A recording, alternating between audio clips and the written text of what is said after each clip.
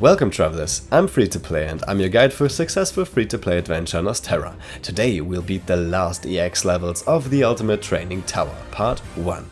EX1 and EX2 consist of the same team because this one worked.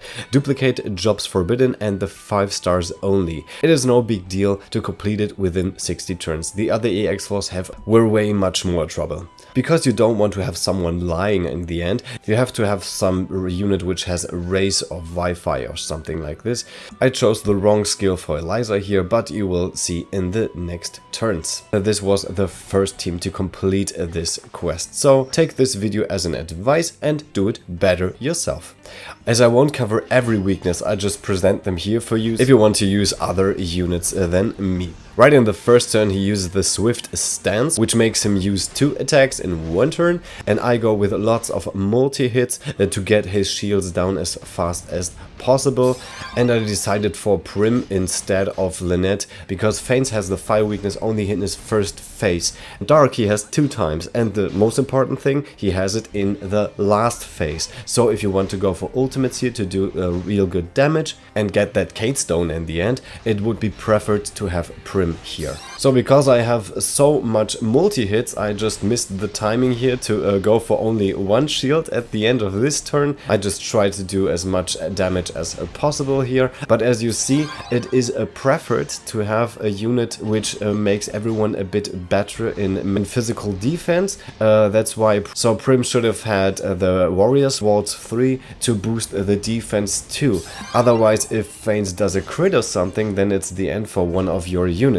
And you only have Wi-Fi or race only 3 times per unit, so but as you can see, Faint's HP is not as high, so if you go for proper breaks, then it will be no problem to deal massive damage here. Okay, he goes for the countdown, so the roundhouse kick just got crit at 3 units, but it was still not enough to get 1 unit down. Still, the Warrior's Waltz or any other buff like Protect would be a good idea here. So the second break would be enough to finally take care of the first phase of Faints, and then let's go into the second one. I will also show the weaknesses of the second phase here, because I won't cover any of these weaknesses here. Prim can also shine here with her Chaotic Blow, which attacks 4 times, and Faint's Debilitating Thorns does a weakness to one of your units, so this is a thing you have to take care of, and he will repeat this on the whole group in the third phase. So if you have Hasumi, which boosts the SP recovery of the whole front row, then you're fine, but if you don't, or you want to use it additionally, you can have Dragon Scarves all over your units. This would prevent the whole front row being drained all out of SP, and this would be a bad thing, especially for the end when he's using his ultimate attack after 5 turns. So as you see here, Prim was affected by the weakness and has only 84 SP left, so I have to change rows now, but having Alphen in the front is never a bad thing. But you have to keep in mind that his Pomegranate Panica can only be used 2 times, and as the battle continues and is not ended, you can only use it 2 times in the whole 4 phases. So I would use it only in the turns where you can't do enough damage, because I know Agnes doesn't do as much damage as needed. Gemella is only A0, but at least Faint was bleeding 24,000 damage like Agnes did. So I didn't do it here, but you also can debuff Faint to do a bit more damage here. I didn't do it, and that's why he survived this break turn. But that doesn't matter, after a few turns this phase is also over. The next skill he will use is the Foxtail, which takes the whole back row to the front and attacks them. But this is no big deal, because that row was fully healed anyway, so it is only dangerous when he has nuked before on one of those units you just took to the back, and now he takes it to the front again. But let's go to the third phase. Here are his new weaknesses, where I only target 3 from. A2 is a very good unit here because she can do the dagger and the sword attacks, but if you don't have A2 here, you can just use Viola, which is also a good thing, because then you can debuff Faints in attack too if this cat is striking too hard for you. And Crimson Blast doesn't take away too much SP, so this won't be any problem here. here. And as you've seen here, Eliza isn't doing the proper attack here. A dual strike would be good, or I would use all her BP to strike a bit more. The Feint's Blade is a good thing here too, because then we can take 5 shields away in only 1 turn. But with all these ice attacks I have left from Cardona, from Alphen and von Cyrus, I could finally shed down Feint's shield to 1 and have a proper break turn. And this time I used Primrose debuff attack to maximize my damage here, but this isn't really necessary because I have more than 40 left, so it doesn't really matter. But this whole fight lasts about 25 to 30 minutes, and if you don't want this fight to last this long, you maybe try to maximize as much as possible.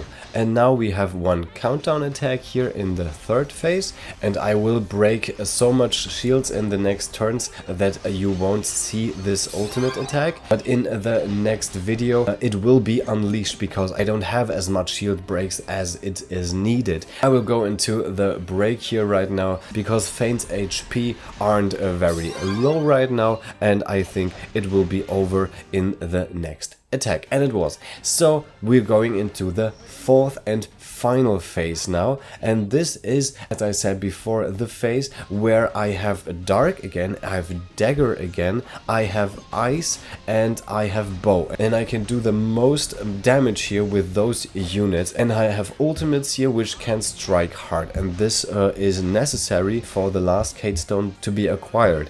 And it happened to me so often that I strike the last enemy with not ultimate moves. And here was a very strong attack, and that's why I have to survive this unit. But this unit was Primrose, who has a dark ultimate which I wanted to use in the next turns. But until the end of this battle I won't regenerate as much BP as needed to go for the ultimate, so I have to take care of Feints with the other ultimates which are left. But there are lots of them, so I don't really care here. The least I can do is to debuff as much as possible here to maximize the damage if the ultimates are coming, and this is what I do with Prim and with A2 here. And because I don't want any of my units to fall down again at the end where I'm striking with the ultimate, I do the region here again with Enya's ultimate, where one is active and the other one is ultimate. They stack, and this is just filling a huge amount of HP at the end, which is a 3000, which just fully heals A2 again. Next up is the Verse of Valor to strike hard in the next turns. The Ephemeral Bloom takes SP away and you can't switch the unit. This is also a very nasty skill because you want to switch, you want to activate the ultimates in the next turn, and you have to really watch out for the physical and magic counter stance. So only attack with the exact opposite, so you don't have any problems here because the counter is really hard. But I was lucky that Cardona also has an ultimate skill which can hit hard with 4 times, but Cardona didn't have any chance to strike because the chain spell did the rest. So this is about it. With this team composition I have acquired all the items which I could get, and I have completed EX1 and EX2 of the Ultimate Training Tower 100. If you want to clear EX3 and EX4, I have prepared the other videos right here, and if you'd like my channel to class up, I really appreciate a subscription and thumbs up. See you next time, you're free to play.